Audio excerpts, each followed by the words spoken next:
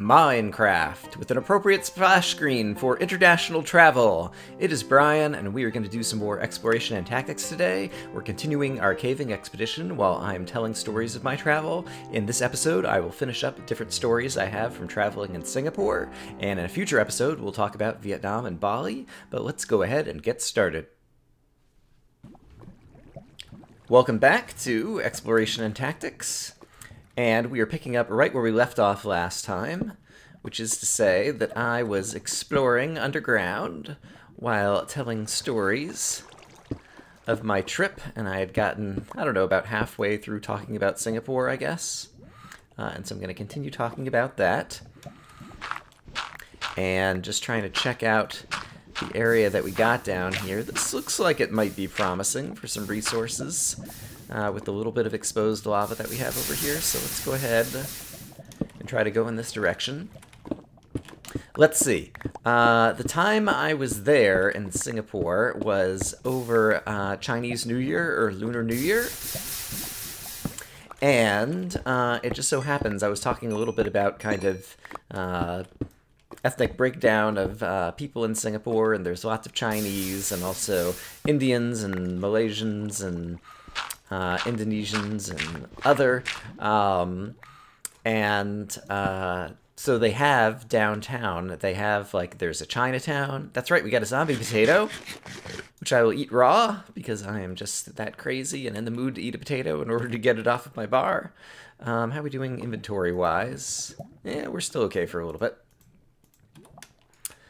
So in any case, there is a Chinatown area downtown, for example, and we were there over Chinese New Year, and so as a result there's all kinds of New Year's decorations all around in the Chinatown area, and which include kind of like coins, and it's the year of the horse this year, and so I guess like Chinese astrological calendar kind of thing or whatever, like there's 12 different animal signs that are all different years. And so, for example, I am a dragon. I was born in the year of the dragon.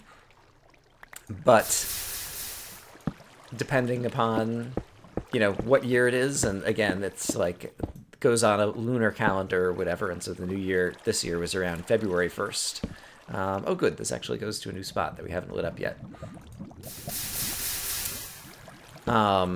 So it's not right alongside our usual calendar or whatever. And New Year's celebrations like typically go on for a couple of weeks, but there was all kinds of decorations around Chinatown, and it was the year of the horse, and so there were all kinds of horses that you would see just everywhere.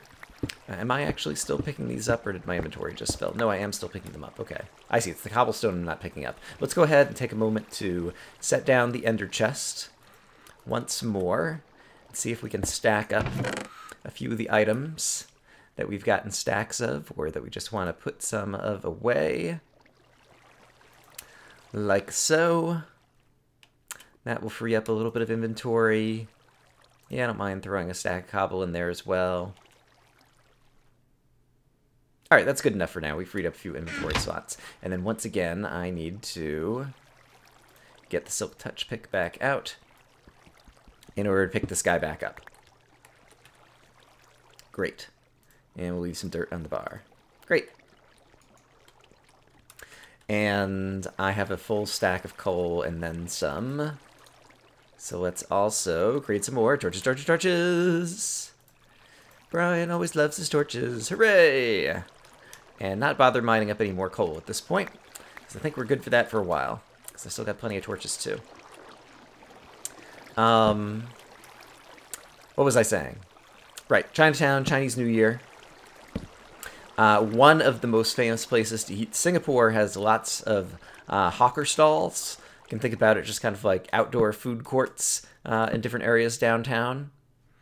And one of the most famous in the Chinatown area is Maxwell's Market, which has a bunch of different food stalls. One of them being, I forget, what do they call it, like a Hainanese chan chicken or something? Chicken rice. And so there's a very famous chicken rice place. And so you go into this particular food court kind of area. And there's all these different stalls selling all kinds of different food. And then there's this one chicken rice place that's twice as big as all of the rest of the shops in the market. And whereas the other shops will have, you know, lines of 2 or 3 people online getting food, then there's this one stall that has 30 people online. And so it's the famous chicken rice place. And so I ate some chicken rice from this very famous place, and it was very good, but at the same time, I would have liked to go to, there were a couple of other chicken rice places in this particular food center, get some of the resources that I'm seeing in the walls here on the way back. I'm just going to see if this cave is eventually going to dead end. Hooray! Thank you, cave, for helping me out. It's very easy to storytell when you're just kind of like digging up little things on the side of areas that you've already lit up. So yeah, I would have liked to try some of the other chicken rice from some of the other not as famous stalls with not as long lines, just to get the comparison to see how much difference there was between the best place, you know, and like the second best place or something. But, you know, you only have so much stomach. There's lots of good food in Singapore, and yeah, only so many meals that you can eat without exploding. All right, so I think possibly I've reached a point here in Minecraft where I've kind of dead-ended myself and lit up all the caves around here. And so I think perhaps I'm going to take a little time off camera to kind of find my way back out and go find a new cave system to explore to keep talking. So I will see you guys in a moment. Alright, I hear multiple zombies. Oh, hello. And apparently they are connected to this mineshaft and ravine. They have been multiplying during the short time I've been hearing them, and so I wonder if there is a zombie dungeon around some corner or above me or something over here. It seems like I'm kind of surprised that he doesn't already have line of sight, that he's trying to walk right over to me here. Unclear why the zombie isn't trying to pathfind. But I have had bad experiences getting trapped in tight quarters with multiple zombies before, as you guys know, in a previous series of exploration and tactics. And so we are going to exercise a little bit of care here before we just kind of jump in. Make sure we're not going to get ourselves into too much trouble. And yeah, I don't actually think that the zombie noises are multiplying at this point. Oh, it's the rails. They don't like to walk on the rails. That's what it is, I bet. Is the reason they weren't coming after me all that strongly. Alright, I still hear a zombie or two, and I guess at this point, not particularly keen on exploring a mine shaft, but we'll do some exploring in the mine shaft together because we might find some good resources. And let's be extra careful around the ravine. He says, looking down over the edge.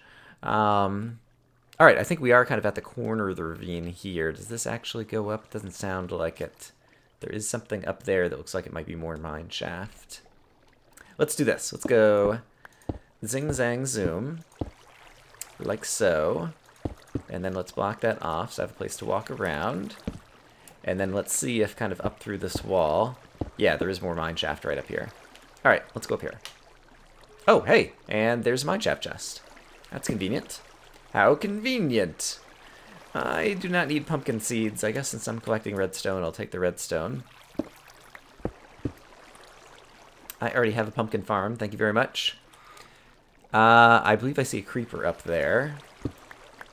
And I'm getting, you know, the usual... It's kind of sad that there's, like, single-player lag. That is usual. But yeah, I'm getting kind of the usual single-player lag up here. How unfortunate. Okay, here's another creeper. Hey, buddy.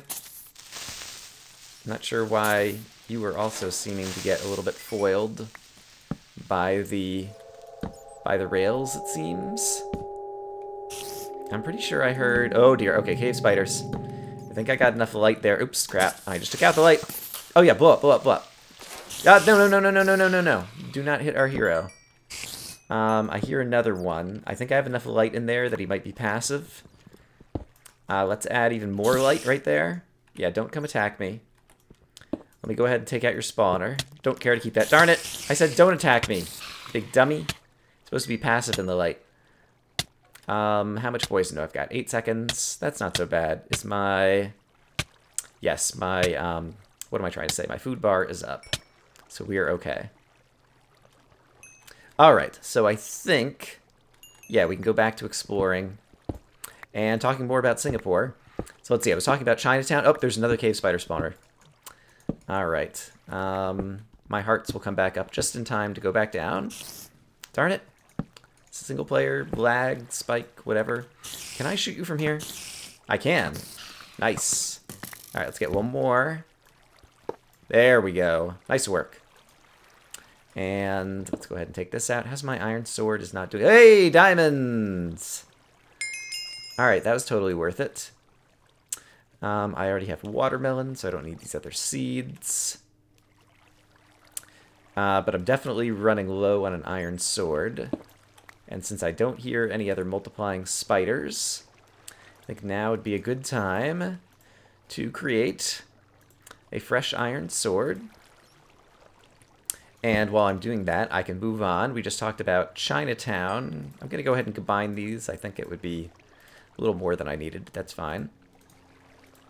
I could talk about Little India, which is another section of kind of downtown in Singapore. And since I just picked up some bread, let's go ahead and swap my food out, like so. And let's get a few more of these torches going. You know what? Yeah, I'm just going to drop that coal on the ground. It's going to pop right back into my hand, and I will throw it in there. Alright, I hear the zombie trying to sneak up. So I went to Little India as well. I actually went on kind of like a free walking tour of the Little India area, downtown. And yeah, I guess in general, I can't remember if I've talked much or at all about kind of like Singapore's government, which is reasonably... I'm not sure if oppressive is the right word or whatever, but just like as an example of like different things, like it's extremely like strict. You can't speak out against the government in Singapore. And for example, like they want to keep the subways clean, and they really do. And one of the ways they do is by having fines of like you can't eat or drink on the subway. Like you can't, you know, take your water bottle out and take a sip of water on the subway because there's no eating or drinking in the subway. Oh, crap. What's going on? Do you see that lag? Like, I fired an arrow at him like 3 seconds before the arrow actually came out and hit him. Minecraft, what is going on? You know, I hate to be so down on the game, but like, I bought this game 2.5 years ago, and it was a game that kind of played okay, and since then I've upgraded my computer like 3 times, and yeah, and they've got, you know, $10 million worth of money of sales that they've made off of the game, and yet the game kind of plays like crap sometimes on my new computer, and I don't know why. I know the game is more complex, but for real, fix your game, Dinnerbone, Jeb. Like, if I fire an arrow in single player, it should not take 3 seconds for the arrow to register. Alright, we found another nice big cave system over here. It's kind of going multiple directions. I think this direction is a little bit lower, and I wouldn't mind getting some more good resources. Hey, buddy. Are my strikes against you actually going to register? It seems like they are. This is actually kind of like this little lava that's preventing guys from coming over on the side over here. Okay, let's see. So there's an area up here as well. I thought one of these was kind of going back downwards for deeper resources, but perhaps we'll just continue lighting things up. So in any case, I was talking about like Singapore government, and as a result of kind of like stringent controls, I don't remember if I finished saying like in the subway, there's like $100 fine for like eating on the subway, and a $500 fine for smoking in the subway metro system. And so, yeah, just kind of most of the penalties or whatever for infringement against any kind of like Singapore laws are very, very strong. to discourage any kind of stuff that people might do. And so as a result, there isn't a ton of, crime or violence or any of that kind of stuff in Singapore. But something that did happen, I guess it was a few months before I went to visit Singapore. They had their first riot in Singapore in like 40 or 50 years. And it was in an area of Little India. And it's, I guess, like still like under investigation, like trying to understand, like there's some details known of like what set it off. There was some people drinking downtown in the Little India area, and there's like a lot of potential like racial stuff going on because there's lots of migrant workers or whatever. But then there was like a bus and a bus driver, and like the bus ended up like running somebody over, and then like people got upset and thought it was on purpose, and I don't know the whole details. It was a big thing in the news whenever it was. Yeah, and then like the sound effects are kind of lagged out here too. Really kind of concerned about how Minecraft is running. I wonder if I'm like in an area. I still don't think I've ever seen. All right, I must be above that lava pool that I left going because we just heard guys burning up in the lava. I still don't think I've seen any chicken jockeys in Minecraft. I know. Yeah, do you see that? I don't even get an animation from the falling arrow. They just like, I get the sound and then they jump down. All right, that time they were animated. It's very weird. Anyway, government riots. And so like I got to see the area in Little India where the recent riot had actually happened. And yeah, there was, like people, overturning cars and setting fires and different kinds of things that you think about when there's a riot. And yeah, you could still see like the kind of like new pavement where they had replaced the pavement from where people had burned a bunch of stuff. And so, yeah, that's definitely, I don't know, just kind of like interesting in terms of recent history of what's going on there to learn more about the country.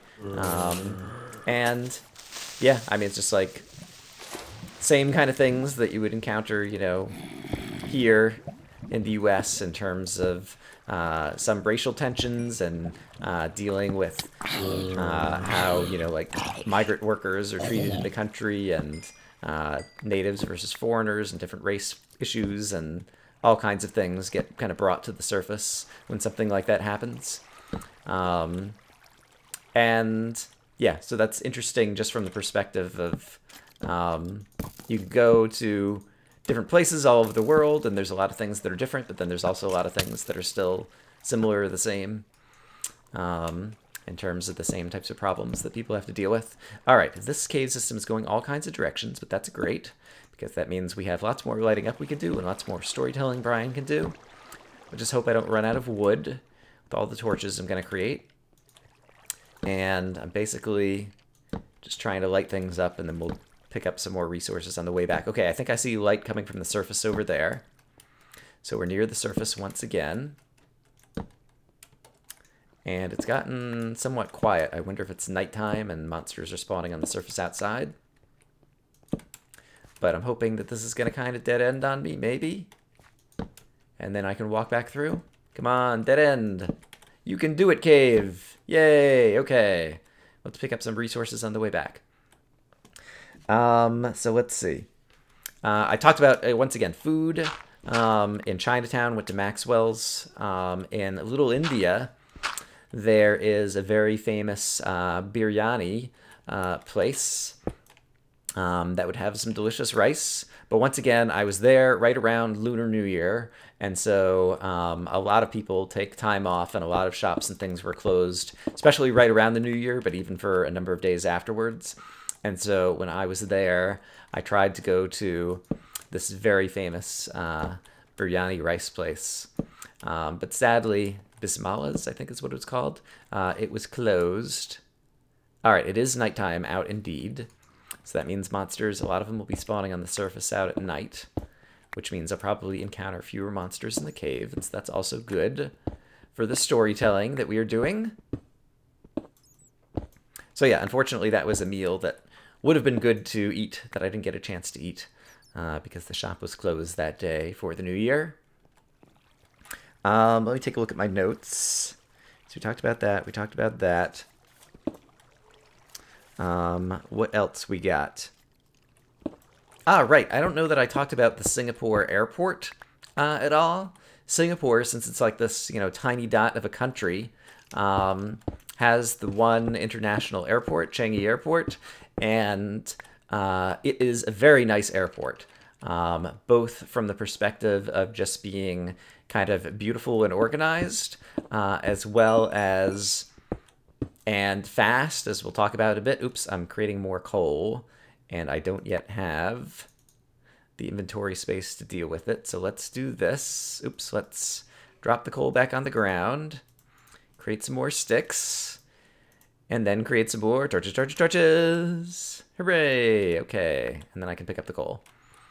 And let's also just dump off. I don't need zombie flesh or spider eyes or a mushroom or a broken bow.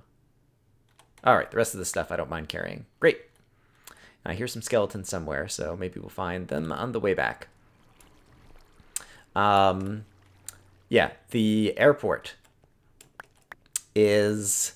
So, we're in a tiny little island country, and so all the flights are international, and so as a result, whereas if you're in like airports in the United States, you'll have domestic concourse and an international concourse. And they typically have kind of like different guidelines in terms of rules of how early you should arrive at the airport in order to be able to make your flight, and different security lines and procedures and whatever. In this airport, all the flights are international, and so they can all go through the same routine. And so as a result, they have like right after you check in for your flight, in that area, they have the kind of like immigration area where you go through kind of like all the international rigmarole. Hello, bat. I want to hear you squeak. There you go. Woo! Bats are fun to kill.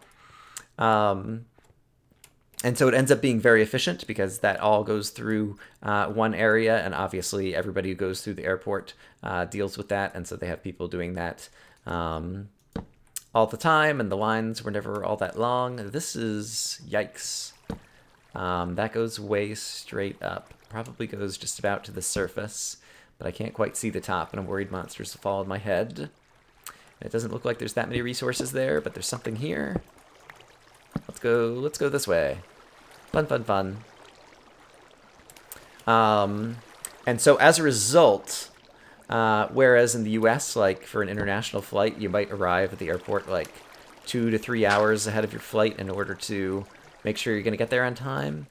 At this airport in Singapore, you can get there, I don't know, 90 minutes before your flight, and you'll probably be just fine. Like, you check in, you go through the immigration stuff, and the security checks for like your carry-on bags are actually like at the gate. And so they have kind of like waiting areas just kind of like in the main concourse, and then there's a small separate waiting area at each individual gate that doesn't open up until, I don't know, like 20 minutes before the flight is going to board. And at that gate, like when the flight is about to board, is when they do the security scan where you send your carry-on bags through the scanner or whatever. And so rather than having like one giant line that everybody shares in the airport for that, it's just kind of like on demand at each gate when the flight... Oh crap, I hear a skeleton. Where is he? I don't see him. It's becoming daytime outside. I can see that. I hear a skeleton like really near me, like right over here. I guess there's another cave.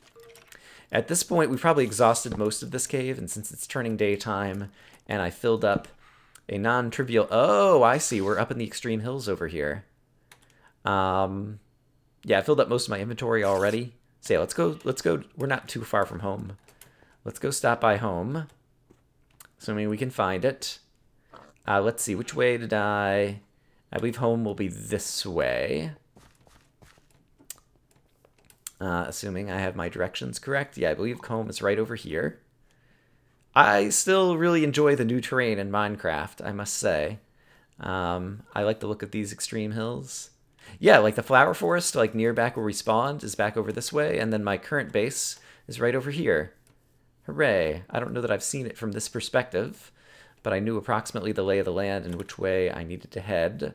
Because if that's east, then I guess we are headed to the north over here. And I had headed to the south to go find a place to explore. Uh-oh. This isn't where I thought it was. I thought this was going to be my home. This is not my home. Wait a minute. Where am I? Am I lost? Or is my home just around the corner to the left over here? Alright, I may end up having to make a cut while I find my way back to my base. Oh dear. Did I really travel that far underground? I guess we did like an entire like episode and a half or something. Alright, I'll see you guys in a moment after I figure out where the heck I am. Alright, I've traveled like literally 2 steps, and sure enough, there's my base. I was headed in the right direction. I was just a little bit farther away than I thought. It's kind of funny that just kind of the way that renders in the distance, kind of with the lit up thing. You'll recall that's just basically the sunlight blocker that I have sitting above some of the monster museum, the mob museum that we haven't done a whole lot of work on lately. But for example, we've got the zombie who's carrying, is he carrying a torch over here? So that he won't despawn. And of course, this is blocking the sunlight so that he also doesn't burn up. Because originally we put a leather hat on him. And it turns out that the leather hat took damage. So we've got a zombie, we've got an enderman, we've got a silverfish. And yeah, I guess that's all the guys that we have thus far. And yeah, oh! Interesting. Somehow the horse came loose. I think I've encountered this once before, but I don't remember what caused it. I don't think I broke the leash on the horse. Alright, I'm going to sort through some inventory, kind of clean out the ender chest, also see where we are in the episode, so I will see you guys again in a moment. Alright, I've got my inventory sorted and cleaned out the ender chest. I think we are nearing the end of the episode, so I'll just finish talking about nice things in the airport there. So in addition to being kind of like fast and efficient, like they also, if you're killing time at the airport, the different terminals, one of them has an orchid garden, like inside the airport terminal. Another one has a butterfly garden, where, you know, you go in and you see like some flowers and plants, and then there's just butterflies everywhere, and you can, you know, fly around. You can walk around and like have the butterflies like fly around and land on your arm and different kinds of things. And so I really enjoyed stuff like that. They've got like seats with like, you know, like massage chairs or whatever that you can use for free in a number of the terminals or whatever. And so it's a very nice airport. I think it's been by a number of kind of like independent places or whatever, like rated like the best airport in the world kind of thing. And so that is very convenient, and it's very good for, you know, whether you're a traveler or someone who lives there, like Singapore, since it's a little dot and it's close to so many places. Like lots of people do traveling to and from Singapore, and so it's good to have that kind of travel optimized. And so that was really cool. And I think I've talked about most of the Singapore stuff at this point. And so in a future episode, I will talk about Vietnam and Bali and Indonesia, which are the other places that I traveled to. And so we have that to look forward to. And I guess, I don't know if we'll do some more caving. I still have an Ender Dragon to kill, as I recall.